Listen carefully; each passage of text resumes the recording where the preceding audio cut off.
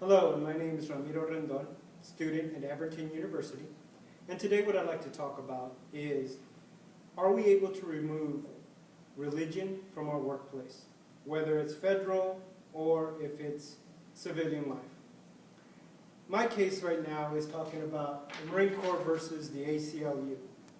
Now, the ACLU believes that Marines, being federal employees, should not pray at the start of any type of ceremony and shouldn't have prayer introduced during any official meeting or any official engagement. I would have to disagree with that. I grew up in the Marine Corps, and when I say I grew up in the Marine Corps, I mean I was a punk kid looking for life, and the Marine Corps gave it to me. Luckily enough, I also had a strong faith in the Catholic religion. And the Marine Corps brought those two things together.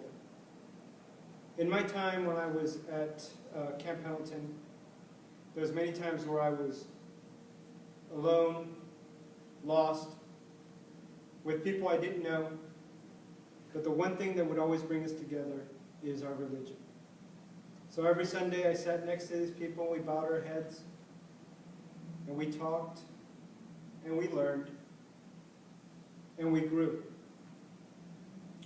So, the ACLU would say, that's fine on your own time, but you shouldn't do that at ceremonies, and you shouldn't do that at any type of gathering. I still disagree with that. My whole thought process is, no matter what we are, where we are, or what we're doing, there's always a place for prayer. And the Marine Corps made that place.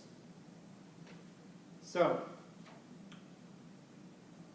leads me to talk about religion on the battlefield.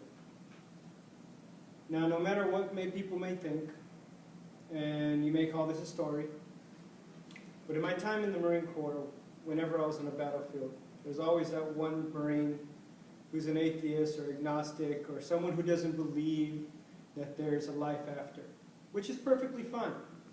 No one says anything about it, no one denies it, no one encourages it. But I'll tell you one thing.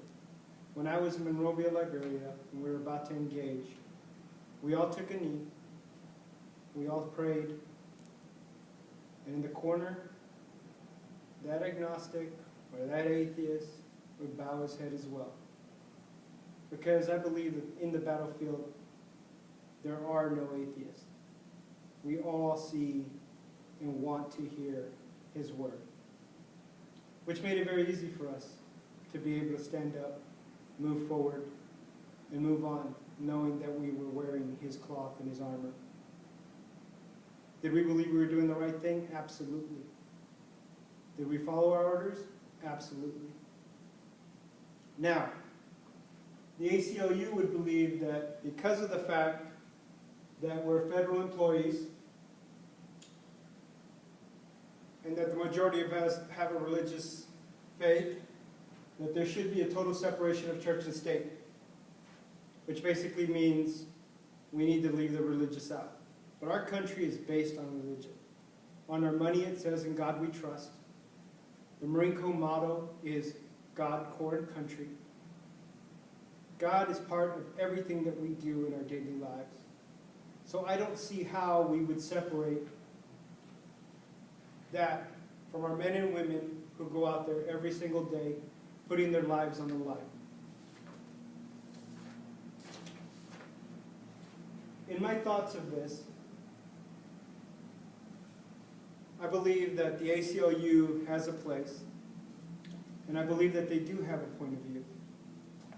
I don't believe that it belongs in the military. I don't believe that we should ever take prayer away from our military personnel. For the one fact that it gives us strength, it gives us courage, and it allows us to be more than what we are. The ACLU sees religion as nothing more than a legal edict that should be put out to the federal lines and be held to strictly. I believe that the military and religion both keep us faithful and also ensure that we maintain a level of morality when we're out and about in the world.